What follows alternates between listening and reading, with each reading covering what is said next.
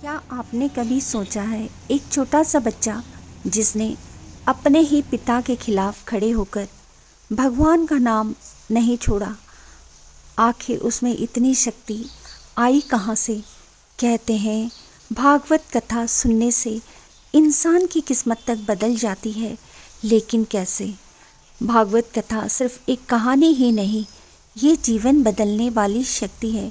जो भी इसे सच्चे मन से सुनते हैं उनके जीवन में डर, दुख और परेशानी धीरे धीरे खत्म होने लगती हैं। कहते हैं भक्त प्रहलाद ने भी बचपन से ही भगवान का नाम सुना और उसी कथा की शक्ति ने उन्हें इतना निडर बना दिया कि वो अपने ही पिता हिरण्यकश्यप के सामने भी नहीं झुके। ये कहानी हमें सिखाती है कि अगर विश्वास सच्चा हो तो भगवान खुद आपकी रक्षा करने आते हैं। तो आइए सुनते हैं एक छोटी अद्भुत कथा जो आपके अंदर भी भक्ति और विश्वास जगा सकती है।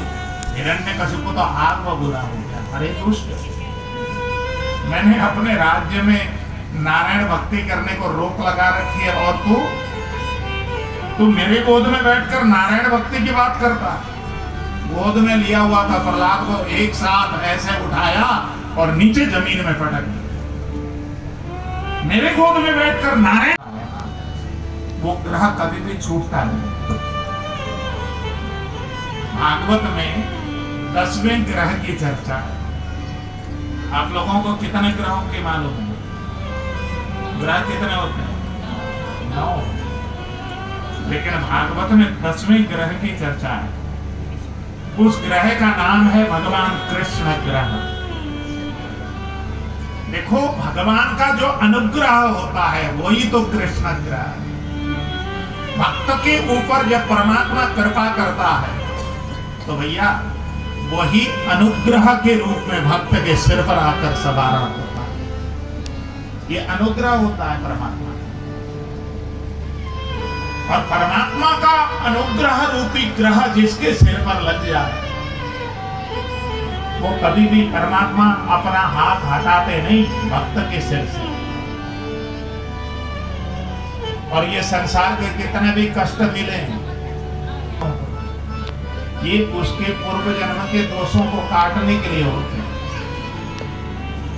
बहुत साल पहले, आज से 20-25 साल पहले, एक संत का नाम सुना होगा आप लोगों ने, स्वामी राम सुखदास। सबने सुना, बड़े प्रसिद्ध संत, ऋषिकेश में रहा करते थे, गीता आश्रम में। मैं उस समय हरिद्वार में पढ़ता था तो कभी कभी उनको मिलने जाता था। उनको उस समय कोई किया, हे प्रहलाद, अब तो तुझे गुरुकुल में पढ़ते हुए 2 साल हो गए, अब तो तूने बहुत अच्छी अच्छी बातें सीख ली हो। बता बेटा, अब तूने सबसे अच्छी बात जो सीखी हो ना, मेरे सामने वर्णन कर। इस बात को सुनते ही प्रहलाद जी ने अपने पिता के गोद से हटकर सामने जाकर खड़े हो गए, क्योंकि उनको मालूम है पिताजी ने पिछले साल पटक दिया था। और सामने खड़े होकर हाथ जोड़कर आज नवदा भक्ति का वर्णन करने लगे। श्रवणं कीर्तनं विष्णु स्मरणं ललितं अपराप्रणेयं सुतो वरदे सतमेव शत्रु नैसर्गिकं मतिरसराग नैसर्गिकं मतिरसराग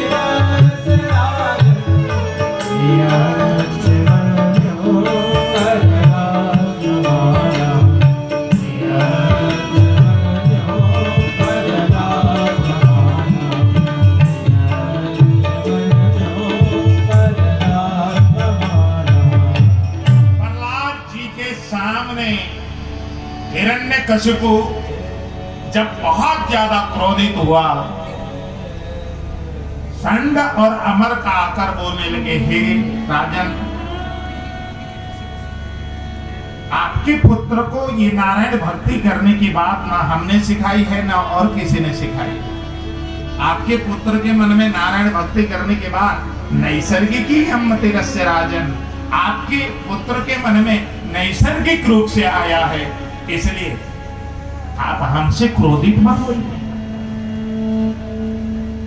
अब तो हिरण्यकशिपु आग बबूला हो गया, अपने मंत्री को बुलाकर आदेश दिया, इस दुष्ट बालक को ले जाकर ऊंचे पर्वत से जाकर धक्का दे। हिरण्यकशिपु के मंत्री प्रहलाद को घसीटते हुए ले गए, कहां? मसूरी के ऊंचे पर्वत पर, और वहां जाकर प्रहलाद को धक्का दे दिया। जैसे ही धक्का दिया है, मंत्री तो वापस आ गए धक्का देकर कि मर गया होगा, क्योंकि इतने ऊंचे पर्वत से जब धक्का देंगे तो वो तो जीवित कैसे रह सकता है। लेकिन हुआ क्या?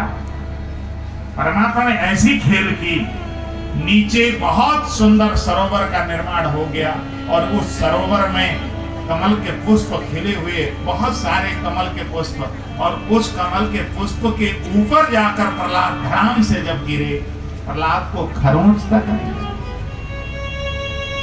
जाको राखे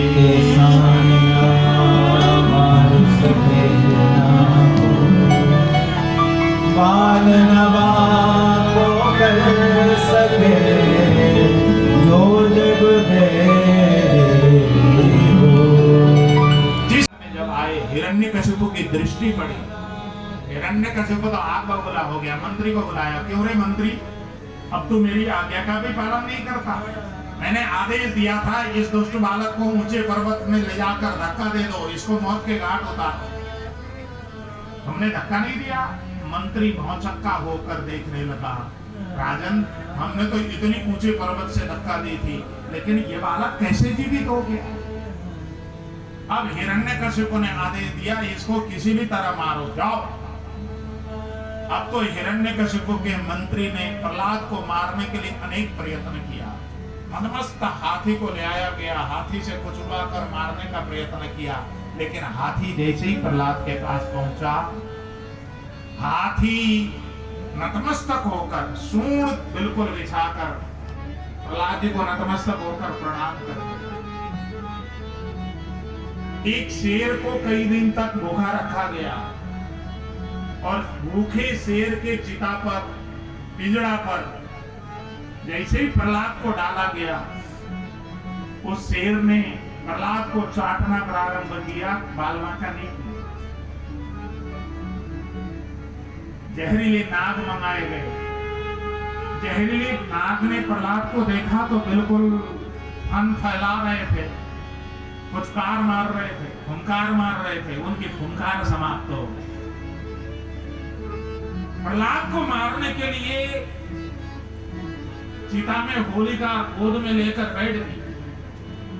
हिरण्यकशिपु की बहन होलिका जलकर राख हो गई, प्रहलाद का बाल बांका नहीं। अनेक प्रयत्न किया प्रहलाद को मारने का, लेकिन प्रहलाद का बाल बांका जब नहीं हुआ, हिरण्यकशिपु हार मानकर फिर से गुरुकुल भेजता। प्रहलाद जी गुरुकुल में आए। गुरुजी ने प्रहलाद को काल कोठरी में बंद करके शिक्षा दीक्षा आरंभ करी, किसी को मिलने देते नहीं। एक बार की बात, प्रहलाद के गुरु किसी कार्य से बाजार गए हुए थे, प्रहलाद को मौका अच्छा मिला। प्रहलाद के सभी मित्रों ने आकर प्रहलाद को समझाना प्रारंभ किया, प्रहलाद, जब तेरा बाप नहीं चाहता कि तू भक्ति करे, तो तू अपने ऊपर इतना खतरा क्यों मोल लेता? छोड़ दे नारायण को, अपने पिता का कहना मान ले, तू बड़ा राजा हो जाएगा, तेरे ठाट हो जाएंगे। राजा का बेटा है तू, कोई सामान्य व्यक्ति नहीं। मित्रों ने जब समझाना प्रारंभ किया, प्रहलाद जी ने अपने मित्रों को समझाया, मित्रों, ये संसार में जन्म लेकर आए हो तो कि वो तुम्हारा क्या अद्भुत है कहानी संसार? जहाँ एक छोटे से बालक ने हमें सिखाया कि अगर विश्वास सच्चा हो तो भगवान खुद आपकी रक्षा करने आते हैं। भक्त प्रहलाद की तरह अगर हमारे दिल में भी अटूट श्रद्धा हो तो कोई भी कठिनाई हमें झुका नहीं सकती। यही है भागवत कथा की भक्ति, जो सिर्फ सुनने से ही मन को शांति और जीवन को नई दिशा देती है। अगर आपके दिल में भी भगवान के लिए सच्ची श्रद्धा है तो कमेंट्स में जय श्री हरि विष्णु जरूर लिखें मनुष्य का और कर्तव्य ऐसे है ही परमात्मा पवित्र की और प्राप्ति। प्रेरणादायक कहानियाँ सुनते रहें। बहुत